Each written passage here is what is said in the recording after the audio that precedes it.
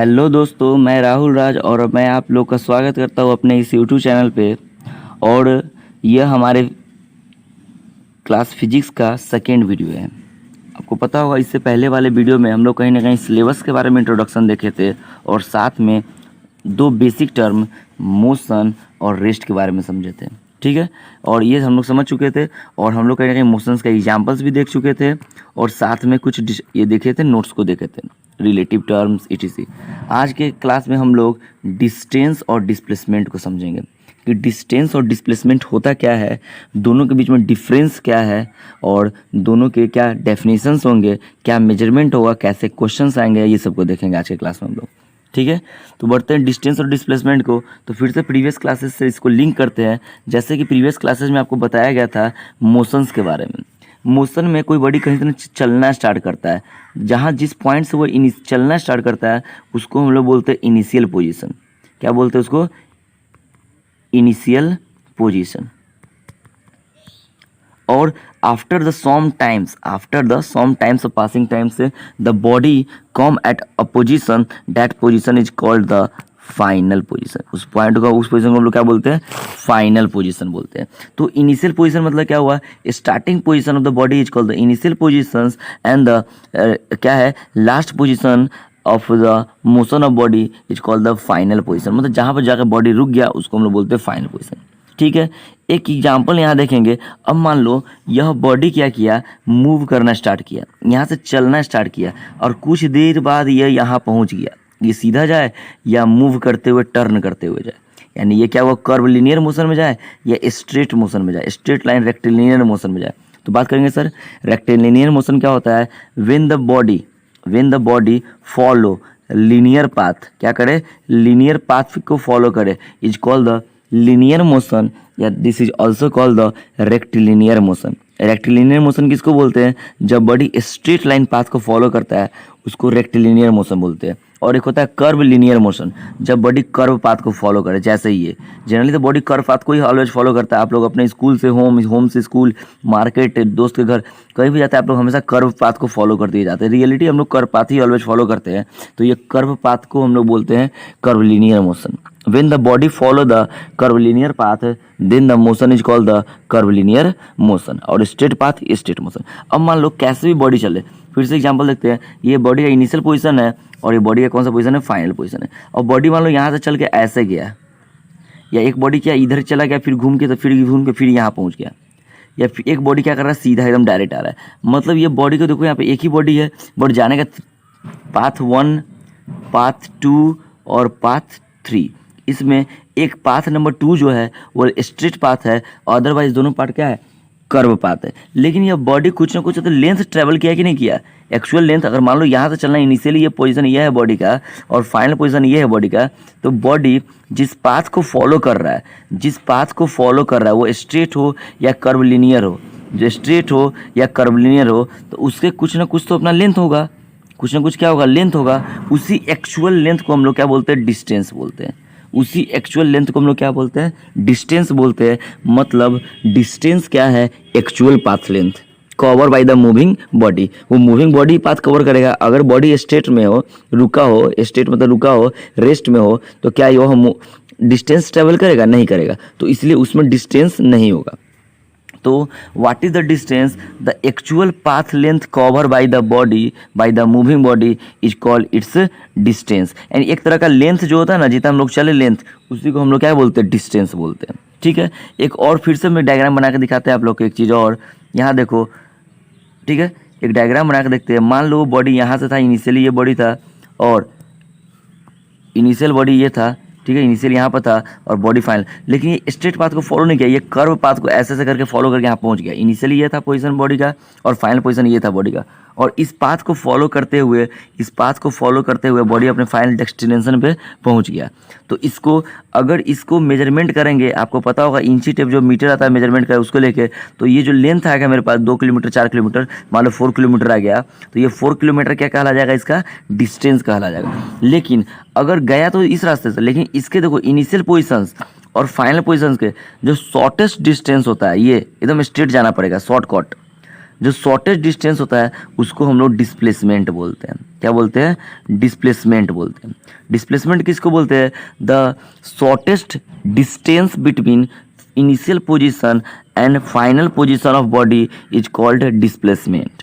ठीक है, लेकिन एक्चुअल पाथ लेंथ जो होगा उसको हम लोग डिस्टेंस बोलते हैं, लेकिन जो शॉर्टेस्ट हो जाएगा इनिशियल और फाइनल के बीच में उसको हम लोग क्या बोलते हैं? डिस्प्लेसमेंट बोलते हैं।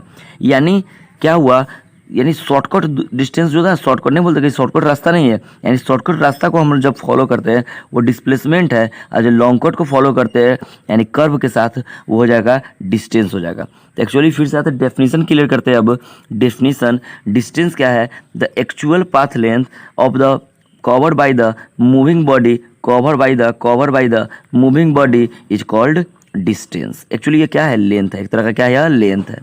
अब डिस्टेंस का देख लो, डिस्प्लेसमेंट का डिफिनेशन क्या हो जाएगा? The shortest distance between initial and the final position of the body is called displacement. जैसे मान लो एक एग्जांपल फिर से इसको समझाते हैं।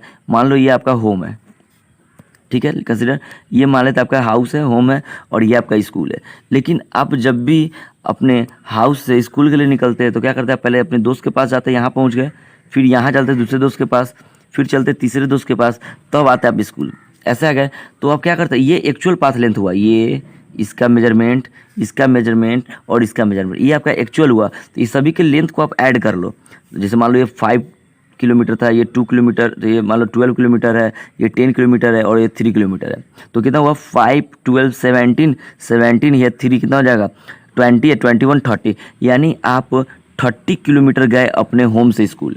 लेकिन अगर वही आपके बगल का कोई दोस्त है और वो आपका ऐसा नहीं है कि सीधे डायरेक्ट जाता है, किसी दोस्त के पास नहीं आता है, तो उसको क्या करना पड़ रहा है? 10 किलोमीटर डिस्टेंस क्या करना पड़ रहा है? कवर कर रहा है। मतलब डिस्टेंस, यानी ये डिस्प्लेसमेंट कहला गया, बट आप डिस्टेंस कवर किए। यानी shortest distance, 2 point, initial point और फाइनल पॉइंट, यानी इनिशियल पोजीशन और फाइनल पोजीशन के बीच का जो शॉर्टेस्ट लेंथ होता है उसी को डिस्प्लेसमेंट बोलते हैं। अब बताना एक चीज़, ये एक पार्टिकुलर डायरेक्शन को फॉलो करेगा हमेशा। अगर मान लो आपका ये होम है और ये स्कूल है, शॉर्टकट जाना पड़ता है तो आपको एक पार्टिकुलर डायरेक्शन ये फॉलो करना पड़ेगा। यही direction is a fix direction, मतलब इसके पास क्या है? फिक्स डायरेक्शन है। लेकिन अगर घूम घाम के जाना चाहेंगे तो कोई डायरेक्शन फिक्स नहीं है। मतलब डिस्प्लेसमेंट के पास डायरेक्शन है लेकिन डिस्टेंस के पास कोई सर्टेन डायरेक्शन नहीं है। तो मैं यहाँ पर 2 क्वांटिटी की बात कर रहा हूँ। एक को बात करता हूँ स्केलर, एक होता है स्केलर क्वांटिटी और एक होता है वेक्टर क्वांटिटी। एक होता है वेक्टर क्वांटिटी। वेक्टर क्वांटिटी, अब देखो वेक्टर किसको बोलते हैं? वैसा क्वांटिटी जिसमें डायरेक्शन हो, क्या हो? डायरेक्शन हो, और साथ में जिसमें क्या हो? मैग्नीट्यूड हो। देखेंगे डिफिनीशन, क्या हो? मैग्नीट्यूड हो। मैग्नीट्यूड और डायरेक्शन, मैग्नीट्यूड किसको बोलते हैं? जैसे समझाते हैं आपको, न्यूमेरिकल वैल्यू, जैसे 10 kg आप लिखते हैं तो ये 10 है वो कहलाता है न्यूमेरिकल वैल्यू यानी मैग्नीट्यूड, और जो kg है उसको हम लोग बोलते हैं यूनिट। यानी हमेशा आप लिखते हैं 1 मीटर लिखते हैं तो 1 क्या कहला जाएगा? मैग्नीट्यूड, और मीटर क्या कहला जाएगा? यूनिट्स। तो वैसा quantity, the quantity which have the direction as well as magnitude, मतलब दोनों इसके पास, उस क्वांटिटी को बोलते हैं वेक्टर। लेकिन उल्टा हो जाता है स्केलर, केवल मैग्नीट्यूड होगा। The quantity which have only magnitude, what I say? Only magnitude. वैसा क्वांटिटी जिसमें केवल क्या हो? मैग्नीट्यूड हो, यानी क्या हो? ओनली मैग्नीट्यूड हो, नॉट द डायरेक्शन। क्या हो? उसके पास केवल मैग्नीट्यूड हो, डायरेक्शन पूछेगा तो डायरेक्शन नहीं होगा। डायरेक्शन क्या होगा? नहीं होगा। The quantity which have only magnitude not the direction is called the scalar quantity. तो देख लो डिस्टेंस जो था, क्या डिस्टेंस में डायरेक्शन था क्या? तो डिस्टेंस में डायरेक्शन नहीं था। क्या था? Only magnitude. 10 मीटर गया, 50 मीटर गया, तो यानी ये हो जाएगा स्केलर क्वांटिटी, और डिस्प्लेसमेंट क्या हो जाएगा? Vector quantity. Why the, anyone ask why the displacement is the vector quantity? You say it have magnitude as well as direction. Magnitude as well as direction, so displacement is the vector quantity. Why the distance is a scalar quantity? Because it have only magnitude, not have the direction, so it is a scalar quantity. बहुत सारे आते हैं quantity, आपको इस physics class में जब आगे पढ़ाएंगे, वर्क पढ़ाएंगे, पावर पढ़ाएंगे, एनर्जी, तो वहाँ बताएंगे क्या है? स्केलर है। जब पढ़ाएंगे फोर्स पढ़ाएंगे, मोमेंटम पढ़ाएंगे, वेलोसिटी पढ़ाएंगे तो बोलेंगे क्या है? वेक्टर है। जब आपको स्पीड पढ़ाएंगे तो बोलेंगे क्या है? स्केलर। मतलब स्केलर और वेक्टर के एग्जांपल्स मैं फिजिक्स क्लास के हर एक चैप्टर में देखता रहूँगा, हर एक टॉपिक में देखता रहूँगा, इसलिए कहीं ना कहीं एग्जाम्पल देने की ज़्यादा जरूरत नहीं है। Topic by topic automatically examples clear हो जाएंगे। ठीक है। अब आते हैं इस यूनिट्स क्या होगा, आपको डिस्टेंस को मेजरमेंट करने के लिए यूनिट क्या होगा और डिस्प्लेसमेंट को मेजरमेंट करने के लिए यूनिट क्या होगा। दोनों आपका लेंथ है, एक शॉर्टकट है एक लॉन्ग कट है, तो लेंथ का यूनिट आपको पता होगा, ऐसा यूनिट मीटर होता है। सो ऐसा unit of distance is the metre and also the displacement is a meter, but another unit may be kilometer, maybe centimeter, maybe millimeter, you know also miles, also the miles, ठीक है, miles भी हो जाएगा। तो there is a many units of the what distance as well as displacement, but one is the SI। SI means standard units। Temperature class में देखते थे kelvin होता था, तो यहाँ हो जाएगा मीटर जो है वह SI यूनिट है। ओके यहाँ पर अब आते हैं एक चीज़ और देखते हैं, अब बात करते हैं पाथ डिपेंडेंट और पाथ इंडिपेंडेंट। पाथ मतलब होता है रास्ता, जो रास्ता पर डिपेंड करता है उसको बोलते हैं पाथ डिपेंडेंट, और जो रास्ता पर डिपेंड नहीं करता उसको बोलते हैं पाथ इंडिपेंडेंट। जैसे एग्जांपल समझेंगे हम लोग, मान लो पोजीशन नंबर ये ए है और ये मान लो क्या है पोजीशन नंबर क्या है बी है। अब कोई बच्चा ऐसे ट्रैवल करके यहाँ पहुँच गया घर पे, और तो अगर आपको बोला जाएगा कि मेजर करो डिस्टेंस कितना है, तो आप इस पाथ को मेजरमेंट कीजिएगा। डिस्टेंस पूछा जाए तो इफ़ यू एनीवन से distance measure then you follow its path. Its path को क्या करते हैं फॉलो, मतलब डिस्टेंस मेजर करने के लिए जब भी बोल देगा तो आप क्या कीजिएगा पाथ को फॉलो कीजिएगा। मीन्स क्लियर हो गया, पाथ पर क्या होता है डिस्टेंस डिपेंडेंट होता है। लेकिन अगर कोई आपको बोले कि मेजर द डिस्प्लेसमेंट, तो अब पाथ क्या गया उससे मतलब नहीं, आप क्या देखेंगे कि इनिशियल पोजीशन कहाँ था और फाइनल पोजीशन कहाँ था, उसका शॉर्टकट डिस्टेंस निकाल दिया दृष्टि है। पाथ एक्चुअली ये फॉलो किया था वो बच्चा, तो ये डिस्टेंस निकालने में काम आया था। लेकिन डिस्प्लेसमेंट निकालना है तो आपको हमेशा देखना पड़ेगा कि इनिशियल पोजीशन कहाँ है और फाइनल पोजीशन कहाँ पे है। तो यानी बोल सकते हैं डिस्टेंस जो है डिस्टेंस पाथ डिपेंडेंट होता है और डिस्प्लेसमेंट पाथ से क्या होता है इंडिपेंडेंट होता है। तो पता चलेगा किस चीज़ पर डिपेंड करता है, तो it depend on the initial and the final position। displacement depends on the initial position and the final position, whereas the distance depend on the path। displacement path पर डिपेंड नहीं करता है, ये path पर depend करता है। कोई दिक्कत यहाँ तक। अब हम लोग नेक्स्ट देखेंगे क्या कि डिस्टेंस का वैल्यू क्या होता है, तो डिस्टेंस ऑलवेज पॉजिटिव होगा, कभी ये जीरो नहीं हो सकता है और कभी ये निगेटिव नहीं हो सकता है। डिस्टेंस नेवर भी जीरो और नेवर भी नेगेटिव। क्यों? क्योंकि मान लो अगर यहाँ कोई खा रहा है 1 सेकंड भी चला था, कुछ ना कुछ तो लेंथ कवर करेगा कि नहीं है। यह हुआ कि 1 सेकंड चलेगा और 1 मिलीमीटर भी नहीं चलेगा एकदम। अगर आप 1 सेकंड से भी कम चल रहे हैं तो 1 मिलीमीटर 1 माइक्रोमीटर तो कम से कम कवर करेंगे।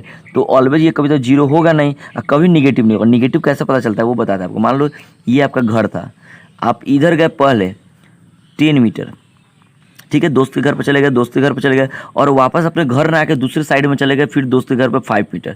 यानी अगर ये डायरेक्शन का पॉजिटिव फॉलो करता है, इसको बोलते हैं पॉजिटिव में गए हैं, तो जस्ट अपोजिट क्या कहा जाता है निगेटिव। यानी कहने का मतलब नॉर्थ को कंसिडर करते हैं पॉजिटिव तो साउथ हो जाता है निगेटिव, ईस्ट को करते हैं पॉजिटिव तो वेस्ट हो जाता है निगेटिव। या उल्टा भी हो सकता है, आप अगर साउथ को पॉजिटिव कंसिडर करते हैं, अगर आप साउथ को पॉजिटिव करते हैं तो आपका नॉर्थ क्या बन जाएगा निगेटिव बनेगा। मतलब निगेटिव पॉजिटिव कोई डायरेक्शन फिक्स नहीं होता है। आप फर्स्ट डायरेक्शन को हमेशा पॉजिटिव मान लीजिएगा तो ऑटोमेटिकली सेकंड का डायरेक्शन के नाम क्या देते हैं हम लोग निगेटिव दे देते हैं। वो सिंबल बताता है आगे पीछे, मतलब ईस्ट वेस्ट नॉर्थ साउथ, उसके जब जस्ट अपोजिट बताता है पॉजिटिव निगेटिव। तो डिस्टेंस जो होता है ना, डिस्टेंस ऑलवेज क्या होता है पॉजिटिव होता है, ये कभी निगेटिव नहीं होगा कभी जीरो नहीं होगा। लेकिन डिस्प्लेसमेंट पॉजिटिव भी हो सकता है नेगेटिव भी हो सकता है। क्यों ऐसे बोल रहे हैं तो देखो यहाँ पर मान लो किसी का घर ये था, ठीक है, ये किसी का क्या था घर था और ये अपने दोस्त के घर पे गया 10 मीटर, फिर से रिटर्न अपने ही घर पे आ गया। तो बताओ यह लड़का जो गया था उसका इनिशियल पोजीशन घर से चलना स्टार्ट किया था और फाइनली आकर रुका कहाँ पे अपने घर पे ही रुका। तब बताओ इनिशियल और फाइनल पोजीशन का बीच का लेंथ कितना है, तो जीरो आप बोलिएगा। तो यानी क्वेश्चन पूछेगा कि when the displacement zero, displacement कब जीरो होगा, तो आपको बताना पड़ेगा कि जब बॉडी का इनिशियल पोजीशन फाइनल पोजीशन जब एक ही पॉइंट पर लाइज करता है, क्या करता है एक ही पॉइंट पर लाइज करेगा, तो उस केस में डिस्प्लेसमेंट क्या हो जाएगा जीरो हो जाएगा। और यह बच्चा मान लो इसी एग्जांपल को कैरी ऑन करते हैं, मान लो यह बच्चा अपने घर ना रुके वापस इस डायरेक्शन में 2 मीटर चला गया, तो 10 मीटर पहले गया था और 10 मीटर फिर वापस आ गया था, तो न्यूट्रलाइज हो गया। लेकिन निगेटिव उल्टा चला गया तो बोलेंगे इसका डिस्प्लेसमेंट क्या है -2 मीटर। मतलब डिस्टेंस निगेटिव नहीं होगा और नहीं जीरो होगा, डिस्टेंस हमेशा क्या होगा प्लस होगा। लेकिन डिस्प्लेसमेंट जीरो भी हो सकता है, डिस्प्लेसमेंट पॉजिटिव भी हो सकता है, डिस्प्लेसमेंट निगेटिव है। जीरो कब वो होगा, जब इनिशियल पोजीशन फाइनल पोजीशन एक ही पॉइंट पर लाइक करेगा। कोई पूछेगा when the displacement is zero, तो बोलना पड़ेगा when the body go one point to another point and return back the same point, then the in this case displacement is zero. And negative कब होगा, when a body go from one point to another point and it return to same point and after this it go backward, फिर इसे क्या कर जाए, पीछे चला जाएगा, then this is called the negative displacement. Clear. और एक पॉइंट से दूसरे पॉइंट में जाता है तो उसको बोलते हैं पॉजिटिव डिस्प्लेसमेंट। तो ये पॉजिटिव भी हो सकता है और निगेटिव भी हो सकता है। फिर से एक और एग्जांपल को हम लोग देखते हैं। मान लो ये बॉडी यहाँ था और बॉडी यहाँ था। एक बार बॉडी एक नंबर पाथ को फॉलो किया और दूसरे नंबर में बॉडी क्या किया, 2 नंबर पाथ को फॉलो किया। तो अगर आप लेंथ मेजरमेंट कीजिएगा तो श्योरली पाथ एक का लेंथ ज़्यादा आएगा, ये क्या आएगा, बिग लेंथ आएगा, और पाथ 2 का जो लेंथ आएगा स्मॉल लेंथ आएगा। क्लियरली है, यानी डिस्टेंस बड़ा होगा और डिस्प्लेसमेंट क्या होगा, छोटा होगा। लेकिन एक केस और हो सकता है कि मान लो यह बॉडी इनिशियल पोजीशन ये रहा, फाइनल पोजीशन ये रहा, और ये स्ट्रेट पाथ को ही फॉलो किया, कर्व लिनियर को नहीं फॉलो किया, it follow the straight line path. ये बॉडी कौन से पाथ से गया, स्ट्रेट पाथ से गया। तो इस केस में अगर आपसे पूछा जाए कि डिस्टेंस कौन है, तो बोलिएगा सर ये डिस्टेंस है। डिस्प्लेसमेंट कौन है, तो यही डिस्प्लेसमेंट है। क्यों, क्योंकि बॉडी एकदम सीधा गया, तो इसीलिए बॉडी सीधा गया, मतलब डिस्टेंस भी यही है, डिस्प्लेसमेंट भी यही है। मतलब अब क्लियर हुआ कि डिस्टेंस जो होता है, डिस्टेंस को DIS लिखते हैं, डिस्टेंस, और डिस्प्लेसमेंट जो होता है, ठीक है, वेट 1 मिनट। यानी क्या हुआ कि डिस्टेंस और डिस्प्लेसमेंट का रिलेशन देखेंगे तो डिस्टेंस बड़ा हो सकता है डिस्प्लेसमेंट से या बराबर हो सकता है। तो मतलब ये एक कॉन्सेप्ट बन गया कि डिस्टेंस ग्रेटर देन, व्हाट है this symbol is greater than और इक्वल टू, मतलब देखो यहाँ पर ये ग्रेटर देन और इक्वल टू हो गया। तो greater than and equal to displacement, मतलब कि डिस्टेंस बड़ा होगा डिस्प्लेसमेंट से या बराबर होगा। तो बराबर कब होगा, when the distance is equal to displacement, then the body follow, if the body follow straight path, जब बॉडी सीधा लाइन पर जाएगा, स्ट्रेट पाथ पर जाएगा, तो उस केस में डिस्टेंस और डिस्प्लेसमेंट दोनों क्या होंगे, बराबर होंगे। कोई पूछेगा डिस्टेंस कब बड़ा होगा डिस्प्लेसमेंट से, तो जब बॉडी किसको फॉलो करेगा, कर्व लीनियर पाथ को क्या करेगा, फॉलो करेगा। मतलब उल्टा सीधा पाथ पर जाएगा, सीधा नहीं जाएगा, तो उस केस में डिस्टेंस बड़ा हो जाएगा और डिस्प्लेसमेंट क्या होगा, छोटा होगा। आई होप आपको ये डिफरेंस समझ आया होगा। अब आते हैं नेक्स्ट, इसको रिटेन जो लिखा हुआ इसको हम लोग पढ़ के और फाइनल करते हैं अपने इस क्लास को। मैंने सब कुछ डिस्टेंस और डिस्प्लेसमेंट से रिलेटेड समझा दिया। यहाँ देखो, the actual path length cover by the body, moving body is called distance. The shortest, इसी को हम लोग बोलते हैं परपेंडिकुलर। ये भी नोट कर लेना आप लोग, ठीक है। परपेंडिकुलर जो होता है, परपेंडिकुलर पार्ट को फॉलो करते हैं हम लोग, तो उसको हम लोग क्या बोलते हैं, डिस्प्लेसमेंट बोलते हैं। The shortcut distance between two body and a final body and initial body या final position, initial position is called the displacement. और डिफरेंस टेबल पर हम लोग देखते हैं, क्योंकि क्वेश्चन आपसे एग्जाम में right the difference between distance और डिस्प्लेसमेंट आता है। तो सबसे पहला आ जाएगा इसका डेफिनेशन, जो ऊपर मैंने बताया, डिफिनेशन लिख देंगे। इसका ऐसा यूनिट क्या होता है, मीटर, ठीक है, और ब्रैकेट में लिखो अदर यूनिट्स। और इसका ऐसा यूनिट क्या होता है, मीटर, अब ब्रैकेट में हो गया अदर यूनिट, ठीक है। बट एसआई की बात करेगा तो मीटर, यहाँ पर सीधे यूनिट की बात कर रहा है तो सभी हो जाएगा। ये स्केलर क्वांटिटी है डिस्टेंस, और आपको पता है वेक्टर क्वांटिटी है डिस्प्लेसमेंट। वेक्टर क्यों है, क्योंकि डायरेक्शन भी है इसमें डायरेक्शन नहीं है। ये पाथ पर डिपेंड करता है, यह पाथ से क्या है, इंडिपेंडेंट है, मतलब यह इनिशियल पोजीशन और फाइनल पोजीशन पर डिपेंड करता है, ठीक है। इट नेवर भी जीरो, ये जीरो नहीं होगा। It positive and negative and zero, मतलब ये प्लस भी होता है, माइनस भी होता है और जीरो भी। आज हम एक कॉन्सेप्ट देते हैं, जो भी क्वांटिटी वेक्टर होते हैं वो जीरो भी हो सकते हैं, पॉजिटिव भी हो सकता है, निगेटिव भी हो सकता है। The quantity which is a vector is may be zero, may be negative, may be positive. और स्केलर ऑलवेज पॉजिटिव होता है। जैसे आगे हम पढ़ाएंगे वेलोसिटी, बोलेंगे वेलोसिटी क्या है, वेक्टर क्वांटिटी है, बोलेगा वेलोसिटी जीरो होगा, पॉजिटिव भी होगा, निगेटिव होगा। जैसे आपको पढ़ाएंगे एक्सेलरेशन, एक्सेलरेशन पढ़ाएंगे आगे क्लास में, तो वहाँ भी होगा acceleration zero, acceleration positive, acceleration negative. मतलब कॉन्सेप्ट है, की फैक्ट है, ये फैक्ट हो गया कि the quantity which is a vector may be positive, may be zero, may be negative. Okay, ये मैं डायग्राम आप लोग को समझाया था, देख सकते हैं। यहाँ पर पाथ 2 है डिस्टेंस, पाथ 3 है डिस्टेंस, बट पाथ 1 क्या है, डिस्प्लेसमेंट है। एक्चुअली इसको डिस्टेंस ही बोल सकते हैं जब बॉडी क्या करे, स्टेट को फॉलो करे। ओके, अब आते हैं नेक्स्ट, यहाँ पे नोट में देखो लिखा हुआ है all the displacement is a distance. क्यों, जब बॉडी सीधा जाएगा तो यही तो डिस्टेंस है और यही डिस्प्लेसमेंट है, तो यानी जितने भी डिस्प्लेसमेंट है सभी डिस्टेंस है, लेकिन जितने भी ये डिस्टेंस है, इसको हम लोग डिस्प्लेसमेंट नहीं बोल सकते हैं। तो all the displacement is distance but all the distance is not the displacement. और ये रिलेशन मैंने आप लोगों को बताया क्या है, distance greater than equal to displacement. बराबर कब होगा, जब बॉडी स्ट्रेट पाथ को फॉलो करेगा। बड़ा कब होगा, जब बॉडी कर्व पाथ को फॉलो करेगा। ओके, अब आते हैं स्केलर क्वांटिटी डिफिनेशन, देख लो यहाँ पे कुछ एग्जांपल्स भी है। The quantity which have what only, here look here, only magnitude means numerical value, जैसे 10 kg, 10 क्या है magnitude, but not the direction नहीं होगा, उसको हम लोग बोलते हैं scalar quantity. Examples distance, time, mass, work, power, energy, speed, etc। बात करेंगे इसे धीरे धीरे, सभी क्लास में आएगा। और वेक्टर क्वांटिटी की बात करेंगे, द क्वांटिटी विच है बोथ मीन्स दोनों हो, कौन कौन, magnitude as well as direction is called the vector quantity. Like velocity, force, weight, वहाँ आया था ऊपर वाले में मास आया था, आगे बताएंगे क्लास में डिफरेंस कि मास अलग होता है, वेट अलग होता है, ये आपको ग्रेविटेशन जब पढ़ाएंगे तब बताएंगे। Acceleration, impulse, thrust, displacement, momentum, etc। ये सब क्या है, वेक्टर क्वांटिटी है। ठीक है, कोई दिक्कत यहाँ तक। अब हम लोग क्या करेंगे, नेक्स्ट क्लास में एग्जाम्पल्स देखेंगे, यानी न्यूमेरिकल देखेंगे हम लोग। ठीक है, एग्जाम्पल्स देखेंगे, न्यूमेरिकल देखेंगे, किस चीज़ पे, डिस्टेंस और डिस्प्लेसमेंट पे बेसिस। इसलिए ये कॉन्सेप्ट आप लोग क्या कीजिएगा, स्क्रीनशॉट लेकर नोट्स बना लीजिएगा, और जब भी हम उसको पढ़ेंगे तो क्या कर लेंगे, उसको याद कर लेंगे। तब तक आप लोग हम बने रहिए मेरे इस यूट्यूब चैनल के साथ और वेट कीजिए अगले वीडियो के लिए। ओके।